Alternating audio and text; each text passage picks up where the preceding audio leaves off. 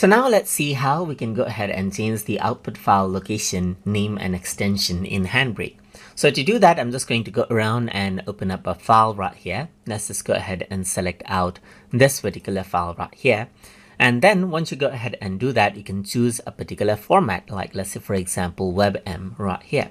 So now you can see that the extension right now is WebM, and this is the path that it shows.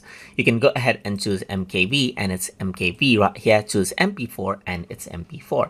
If I were to go around onto browse now, then you can see that this is what you have. So you can see that you can choose a particular type of a video file right here, just like this as well. So sometimes what happens is that you may be saving M4V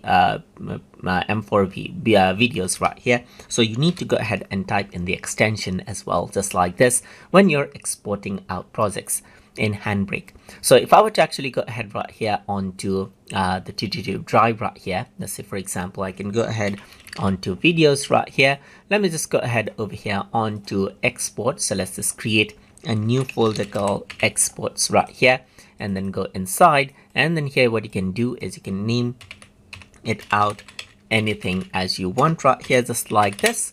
And then let me just go ahead and then press on save. Then the location gets set accordingly. So this is how you can go ahead and set out the file name and location. And once you press start encode, it'll actually go ahead and then export it out onto this particular folder right here. And that is how you can change the output file location, name and extension inside of Handbrake. So I hope you guys learned something as always. And as always, please like, comment, share, and subscribe.